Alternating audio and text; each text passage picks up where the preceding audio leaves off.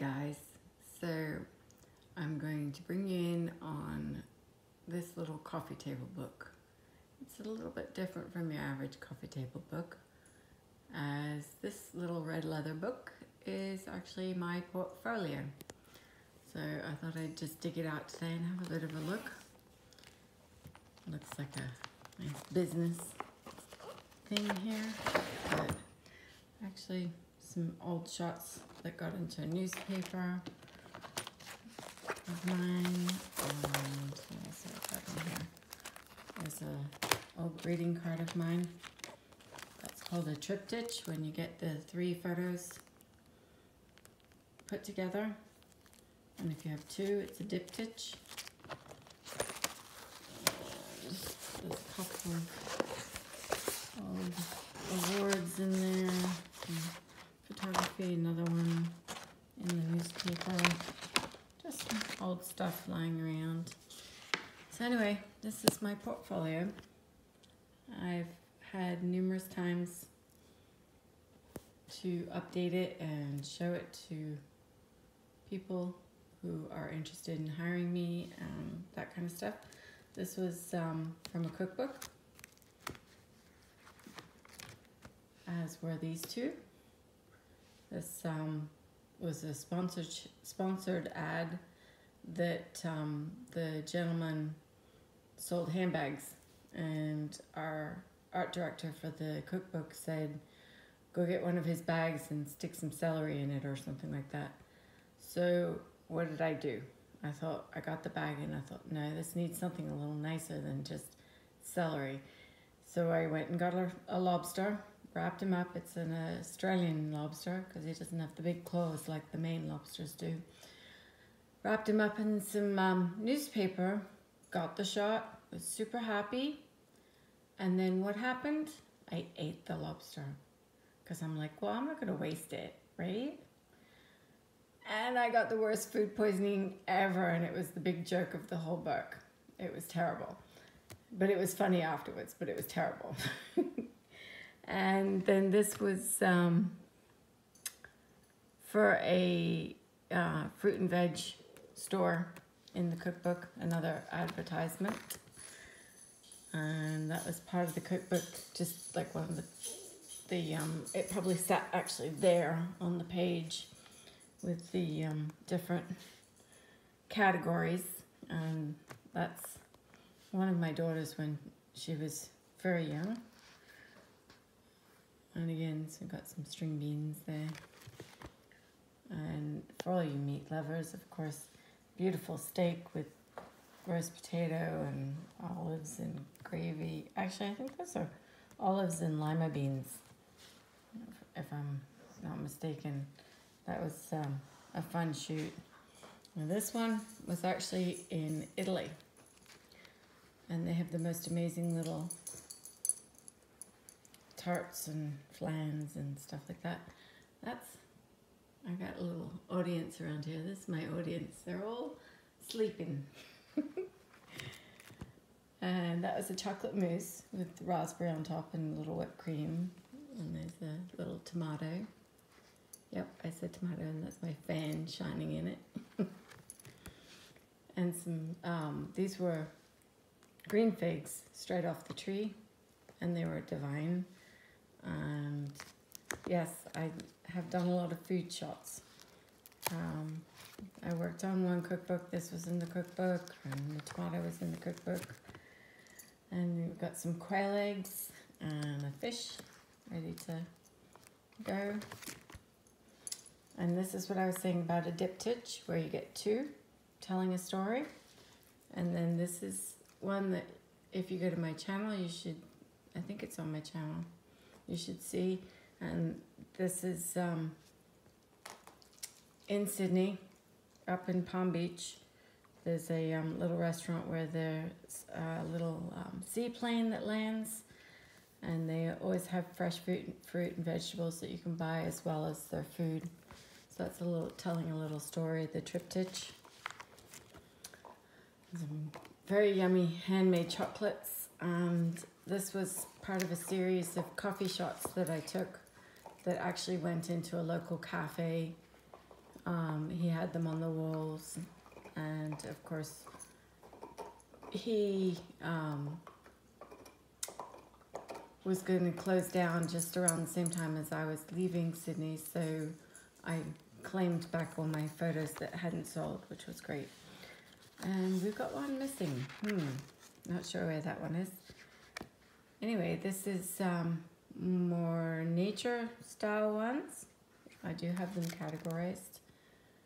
And this was in the cookbook as well because of the writing and stuff on it. That's one of my favorites. The silhouette of a dragonfly through the leaf. And then this one is a purple flower, and you can see the drop. And in the drop is a refraction of the flower, so it's reflecting it. And we call it refractions. And there's a very pretty pale pink rose, and another one that's got the drop of water there. You can see all the lines of pollen that have slipped onto the water. And just a few more nature shots. Now, see how you get the circle, all the circles? That one there, kind of hard to do when I'm filming, the big one there. That's called bokeh, and some people call it bouquet, some people call it bokeh, and it's the sparkle that is created by the blur of the background. So something was sparkling in the background there. It works really well with Christmas lights. And there is a rather large close-up of a fly. You can see how detailed it is because you can start to see all the little spots on his eyes. And this is portraits. Yep, there's my two little ferrets.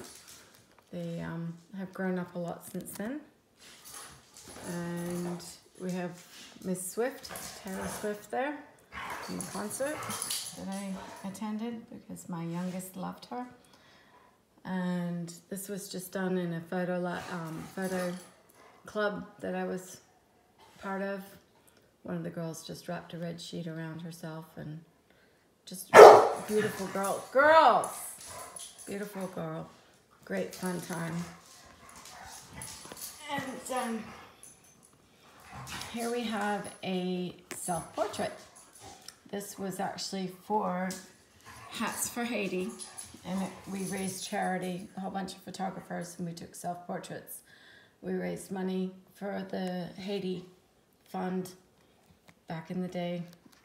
Gosh, about 10 years ago, I guess, now almost. And this was, this lovely lady got married, and I got the pleasure of shooting some of her wedding. I was invited as a friend, but also to shoot. She's also a photographer. And a little bub. She was a very special bub, that one. She was born, I think, at about 25 weeks, so she was micropemi.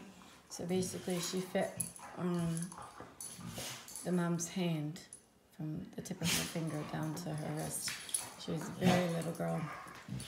Another wedding, and just a really nice portrait, black and white with the blur and all that. This is one of my favorite. These two decide to have a little play, don't they? This is one of my favorite animal shots. It was a polar bear at Central Park Zoo, and sadly he's passed away since this was taken. But he just looks so happy there, smiling and enjoying the water and just shaking. So that was really cool. I love animals. Animals and I, most of the time, get along when they're behaving. And a nice cat. And this was a friend of mine's horse, Freckles. And Freckles was running away from us. We were trying to catch her. That's the dog choking up. This was in a book, hence all the writing. It's still got the, this was just a copy I grabbed.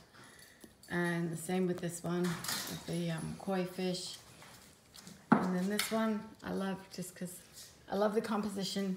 It's just all this tiny little bit down the bottom. This was actually Portofino, I think, up on the Italian Riviera. I had the luck of getting to go there once. Beautiful place. And a shoe. You never know what you can do with a shoe.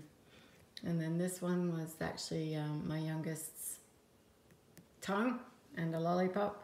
And the blue in the background was our old swimming pool in Sydney. But it just made it pop. It was a good fun one.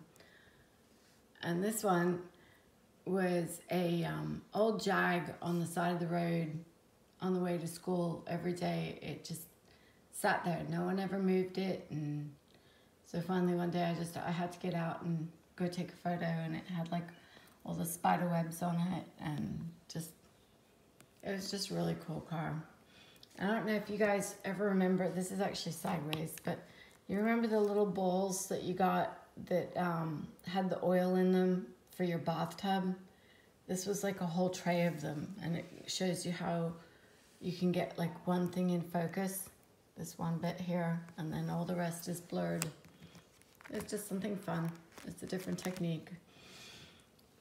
And this one is actually Windsor Castle in both of these are actually Windsor Castle in England, in Windsor, outside of London.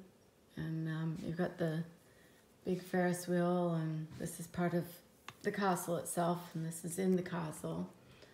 Just some nice black and whites. It's always good to have. And that's in the Natural History Museum in London.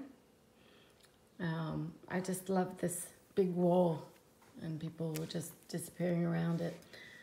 And then this was for a shoot for a lighting company. They had designed the lights for a, I guess it was a sports store with the shoes and stuff like that. So they asked me to go in and take some shots, as well as these two. This was in a bank that I did some lighting shots for. This was a while ago. And then I did some work for an organic store and a hairdresser. And that was actually in the Vatican, right when you're getting to the end, and you can look up. If I'd had my tripod, this half would be a lot clearer. Unfortunately, I had to do my best, just a handheld shot quickly, but such a beautiful, amazing place. And that was in Italy as well. And then that's in New York, downtown in Chinatown. This one has been sold on my Redbubble before. Someone purchased a giant canvas with that on it, which I thought was kind of cool. And we're at the end. So I just wanted to share my portfolio with you guys, and I hope you enjoyed it. I probably need to update it because I haven't updated it in a while. But these days, I don't know. Tell me what your thoughts are on this idea. A lot of photographers these days are doing their own actual printed books as a portfolio.